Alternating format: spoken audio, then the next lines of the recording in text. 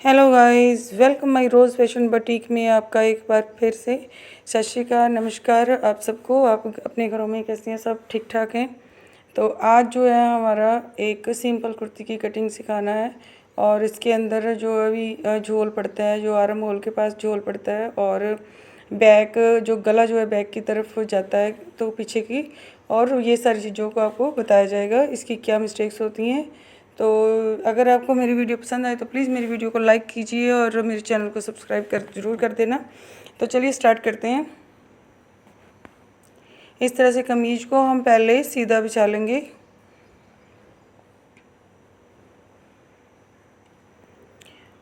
अच्छी तरह से सीधा करते हुए बिल्कुल, और इंची टेप शोल्डर के ऊपर रखते हुए नीचे की तरफ जाएंगे।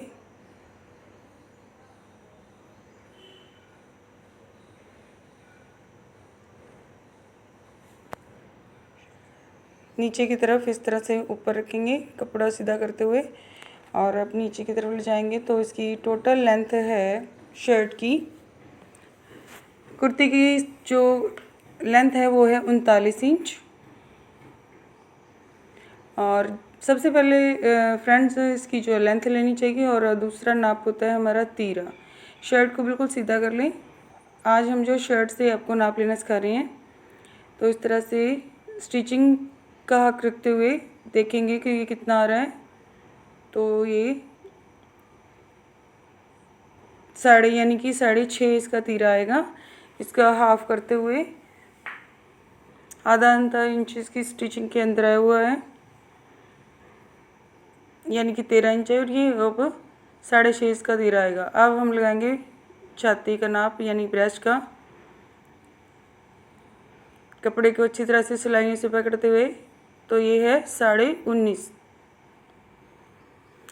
19.5 इनका इसका छाती का नाप है। और अब ऊपर शोल्डर के ऊपर से लेके हम नाप सीधा 14 इंच के ऊपर हम जो है फिटिंग का निशान लगाते हैं, जो हमारी कमर का नाप होता है। कमर का नाप हमेशा 14 इंच पे लगता है, तो इससे परफेक्ट फिटिंग आती है। तो ये है इनका यानी 18 इंच। जी हाँ, 18 इंच इनका कमर का नाप है। और अब हम ऊपर से बिल्कुल नीचे की तरफ ले जाते हुए 21 इंच पे लगाएंगे हिप का नाप। तो इनकी हिप है 21 इंच। अब लेंगे हम घेरा। घेरा फ्रेंड्स अक्सर हिप के अनुसार 21 इंच ही रखा जाता है, जितना हिप होता है उसके अकॉर्डिंग रखा जाता है, लेकिन कुछ लोग 1 इंच इसका कम भी कर लेते हैं, तो इससे कुछ खास फर्क नहीं पड़ता। अब हम लेंगे आर्म, बिल्कुल अच्छी तरह सीधा बिछा लें। सिलाई के ऊपर इंची टेप ले जाते हुए नीचे की ओर, तो इसकी लेंथ ले रहे हैं। तो लेंथ है इसकी 15 इंच। 15 इंच इसकी लेंथ आ रही है। और अब हम इसके लेंगे मोहरी 5 इंच। यहाँ से 4 इंच सिलाई से लेके, और मसल वाला जो नाप होता है हमारा ये आर्म के यहाँ पर, तो यहाँ से टाइट हो जाता है या फिर लूज़ होता है, तो यहाँ से बिल्कुल परफेक्ट फिटिंग आएगी, ये जरूर लेना चाहिए। अब हम लेंगे नेक का, ऊपर की तरफ ले जाते हैं, बिल्कुल सेंटर में लगाएंगे फ्रंट का। फ्रंट गले का नाप लेंगे 7 इंच, और बैक का 5 इंच। फैब्रिक को बिछा लें। अब हम कटिंग करेंगे। कॉटन का फैब्रिक है, तो इसके ऊपर जो है पहले वॉश कर लें, फिर उसके बाद इसको आयरन करना बहुत ज़रूरी होता है, तो इससे फिनिशिंग भी आती है और कस्टमर का कोई प्रॉब्लम भी नहीं होती है, आगे श्रिंक नहीं होता। तो पहले ये आप वॉश कर लीजिए, फिर उसको आयरन कर लीजिए।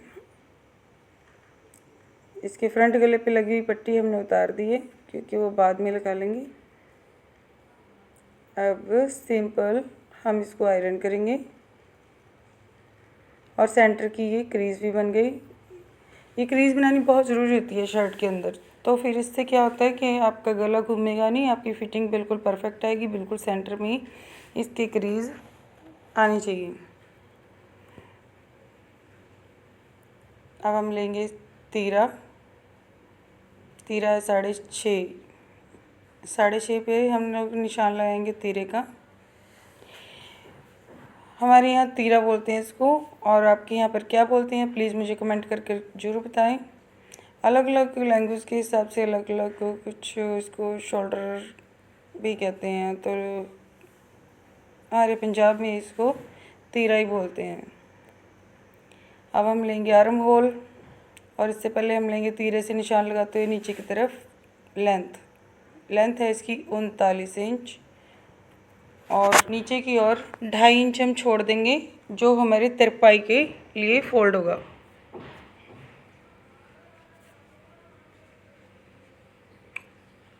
स्केल की हेल्प से हम इस निशानों को सीधा कर लेंगे।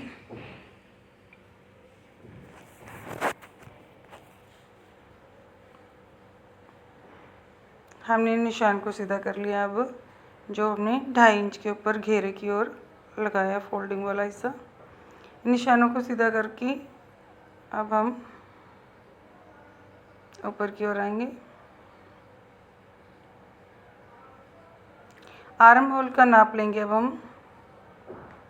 फ्रेंड्स, ये ध्यान से देखने की ज़रूरत है। यहाँ पर यही ज़रूरी है जब आपके आर्म में झोल आता है।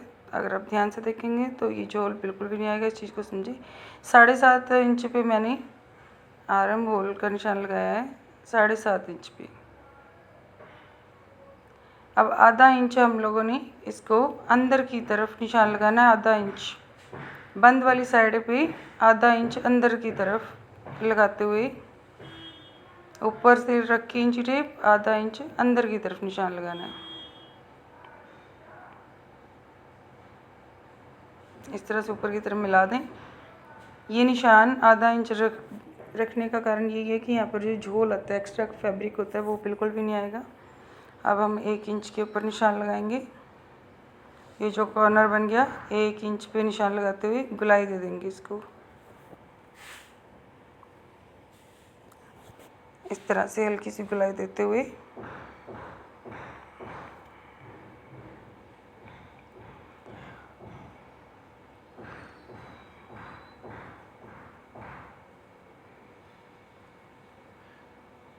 हल्की सी गुलाई दी, और अब हम लगाएंगे। अब हमने लगाना है इसको निशान। एक 14 इंच पे निशान लगाएंगे, और अगर आप ऊपर से लगा रहे हो तो आप 15 इंच पे निशान लगाएं, ताकि ऊपर आधा इंच आपकी स्टिचिंग की आ जाएगा। तो जैसे कि मैंने फिटिंग का, कमर की फिटिंग बताई है, वो 14 इंच पे होगी। अब हमने सिलाई का हक छोड़ते हुए नीचे 14 इंच पे कमर का निशान लगाएंगे। फिर हमने 7 इंच फिर लेना है। ये 7 इंच का फार्मूला समझ लें, आपके लिए कुर्ती बहुत आसान हो जाएगी। 7 इंच पे अपने आर्म होल काटा, 7 इंच पे अपने कमर का निशान, और फिर 7 इंच पे अपने हिप का निशान लगाना है। तो ये टोटल 21 इंच पे होगा।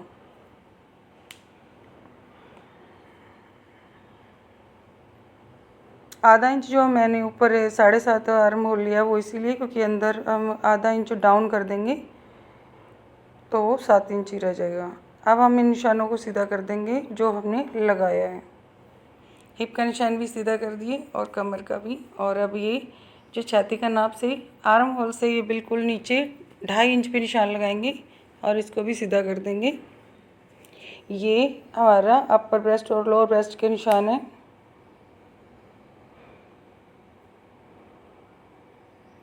तो अपर ब्रेस्ट हमारी 19.5 है,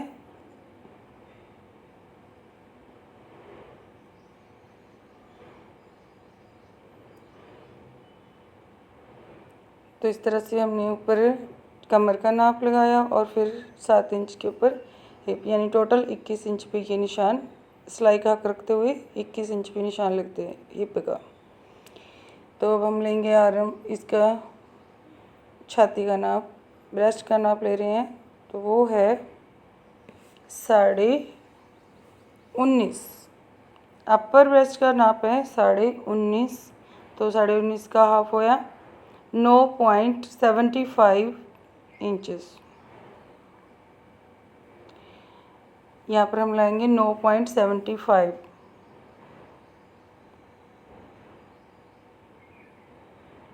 पे निशान लगाएंगे, यानी कि 9.75 या फिर 9.5 और 2 सूत ऊपर लगा लीजिए।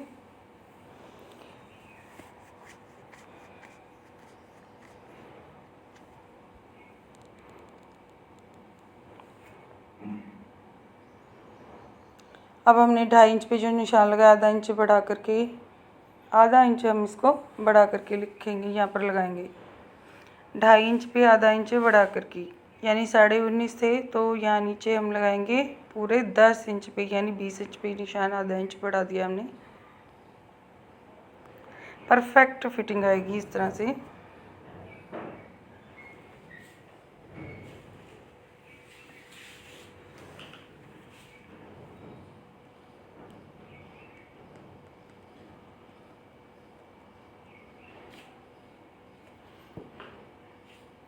बिल्कुल अच्छी तरह से फिटिंग।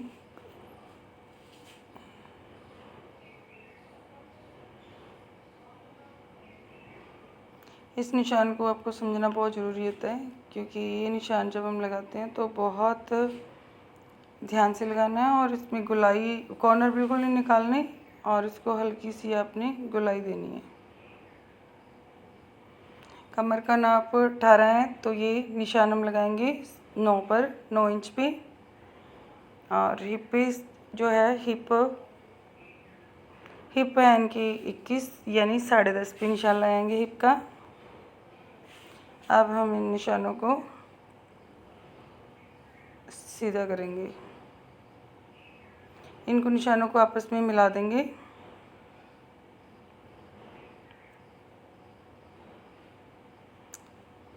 कमर के नाप को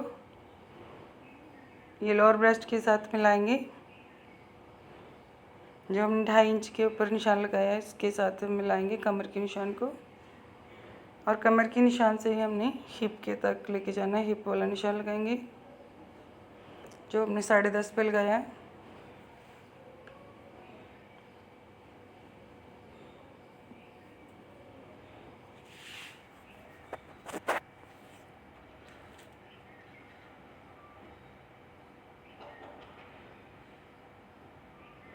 इस तरह से हमने स्टिचिंग का 2-2 इंच रखते हुए एक्स्ट्रा मार्जिन तो कट कर लिया है।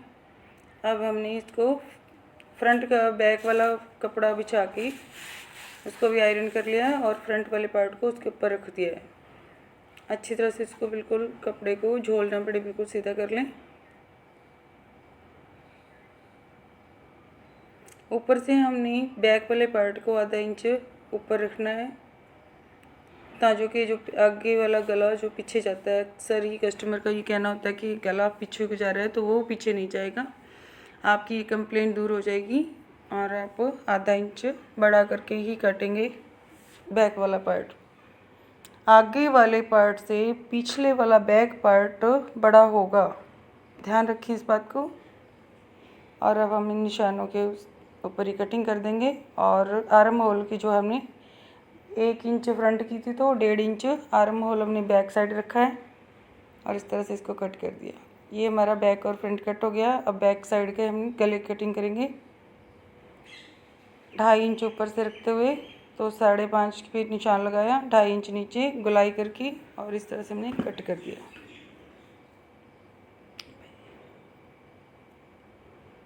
तो इस तरह से हमारे बैक और फ्रंट की कटिंग हो चुकी है। अब हम काटेंगे स्लीव्स, तो चलिए हम स्लीव्स कटिंग करेंगे। अब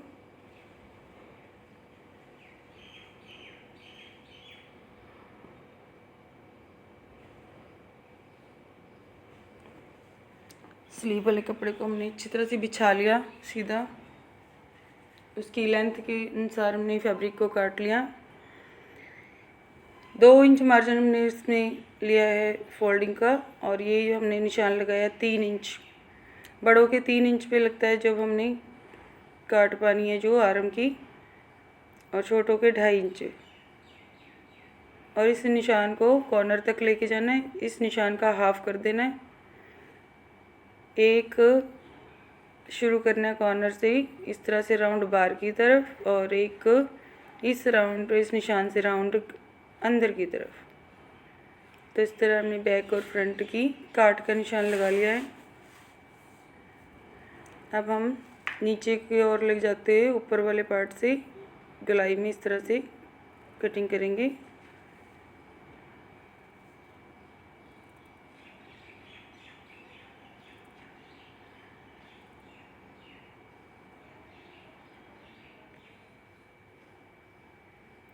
और ऊपर वाले 2 बल्ले उठाएंगे, वो इसलिए क्योंकि ये